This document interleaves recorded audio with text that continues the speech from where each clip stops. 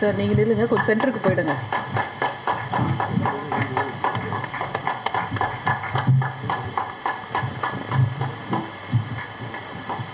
வந்திருக்கிற நண்பர்கள் எல்லாத்துக்கும் என்னுடைய பணிவான வணக்கம்.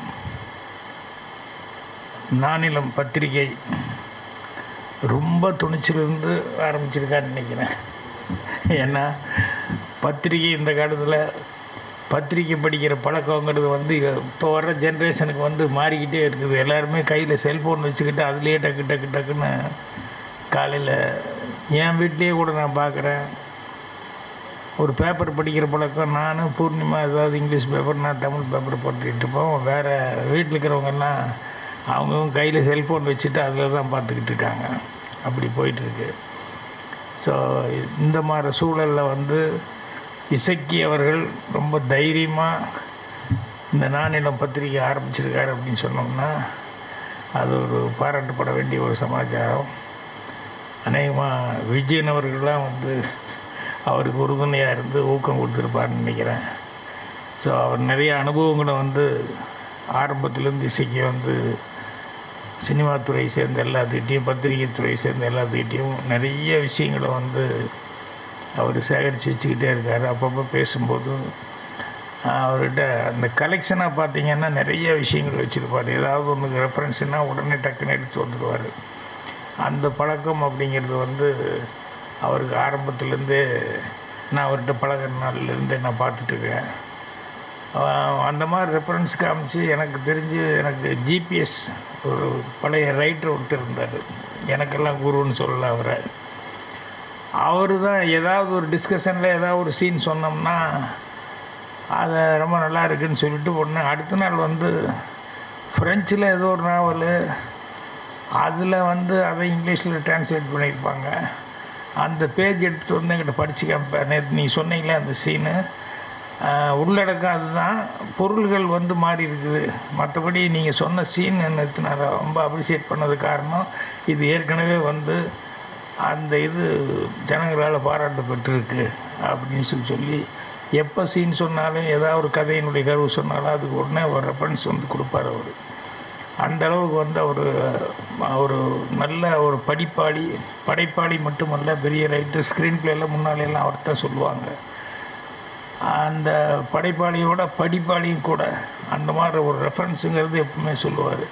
அந்த மாதிரி இசக்கி அவர்கள் நம்ம ஏதாவது ஒன்று பேசும்போது டக்குன்னு அப்போ இது நடந்தது இப்படி நடந்தது அப்படின்னு சொல்லிட்டு உடனே அந்த பத்திரிகை இதே அடுத்த நாளே நம்மகிட்ட காமிப்பார். ஸோ அந்த அளவுக்கு விஷய ஞானம் உள்ளவர்.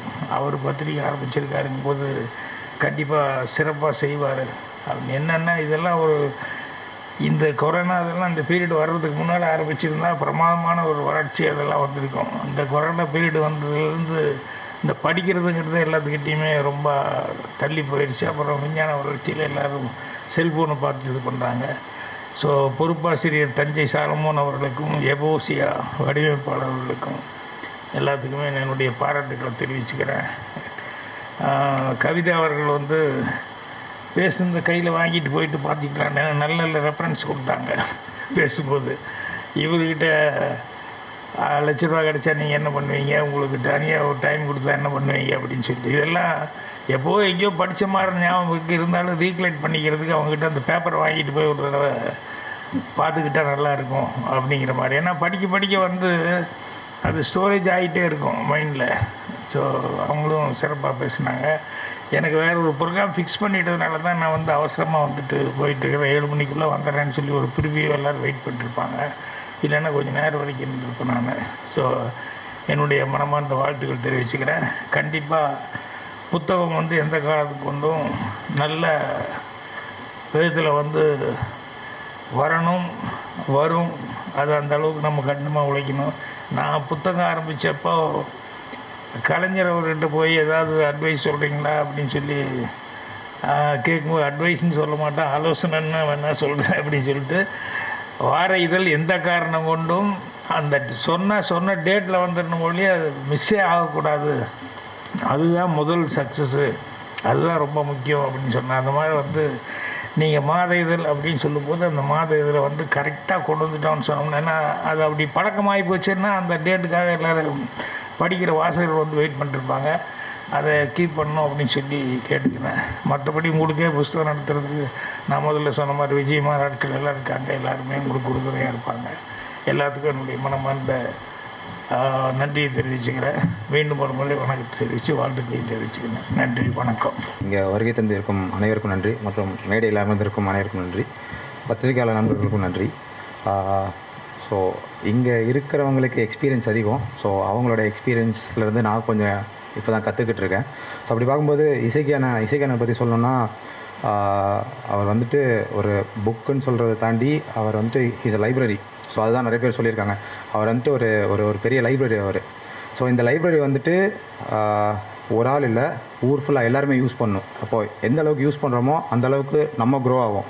ஸோ அந்த மாதிரி எல்லாருமே அவர் கொடுத்துருக்குற புக்ஸாக இருக்கட்டும், அவர் கொடுக்குற தாட்ஸாக இருக்கட்டும், அவரோட ஐடியாலஜிஸாக இருக்கட்டும், ஸோ அது எல்லாமே பார்த்திங்கன்னா நம்மளை வந்துட்டு நெக்ஸ்ட் ஸ்டெப்புக்கு கொண்டு போகிறதுக்கு ஒரு ஹெல்ப்ஃபுல்லாக இருக்கும். ஸோ இசைக்கான எனக்கு எப்படி பழக்கம் சொல்லி பார்த்தீங்கன்னா, நாங்கள் ஒரு ஷூட் ஒன்று போயிருந்தோம், லைக் ஒரு வெப் சீரிஸ் ஷூட்டுக்காக போயிருந்தோம். ஸோ அங்கே தான் பழக்கம். ஸோ அதுக்கு பிள்ளையார் சொல்லி போட்டது வந்துட்டு நம்ம ஜான் அண்ணா தான். ஸோ அதுக்கு நான் ஜான் அண்ணாக்கு நன்றி சொல்லிக்கிறேன்.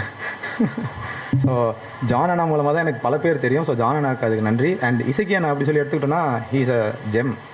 எப்படி சொல்லணும்னா, he's a mentor, he's GeM. அவரை பற்றி நிறைய சொல்லலாம். பட் அவரோட புக்குன்னு சொல்லி வரும்போது நாட் ஒன்லி இங்கே தமிழ்நாட்டில் மட்டும் இல்லாமல், ஸோ இது வந்துட்டு எல்லா இடத்துலையும் போய் ரீச் ஆகணும். உலகத்தில் இருக்க அனைத்து தமிழ் மக்களுக்கும் போய் ரீச் ஆகணும். ஆனால் இது தமிழில் இருக்கிறது ஒரு ப்ளஸ்ஸாக இருக்கும்போது அது ஒரு இங்கிலீஷ்லேயும் சேர்த்து கொடுத்தீங்கன்னா, ஸோ வெளியே இருக்கிறவங்களுக்கும் ரொம்ப யூஸ்ஃபுல்லாக இருக்கும். ஏன்னா அவர்கிட்ட இருக்கிற கண்டென்ட் அந்த மாதிரி. ஸோ அவரோட நாலேஜ் ரொம்ப அதிகம். ஸோ அந்த கண்டென்ட் எல்லாத்துக்குமே போய் சேரணும். ஸோ என்ன மாதிரி நீடி பர்சன்ஸ் நிறைய பேர் இருப்பாங்க. எனக்கு பெருசாக நிறைய விஷயங்கள் தெரியாது, நான் கற்றுக்கிட்டு இருக்கேன்.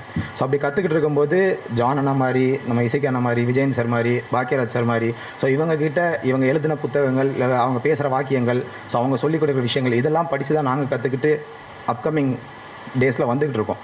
ஸோ இந்த மாதிரி விஷயங்கள் நிறைய வந்துட்டு இசைக்கு அண்ணன் வந்துட்டு நிறைய இங்கிலீஷ்லேயும் கொடுக்கணும், தமிழ்லேயும் கொடுக்கணும்.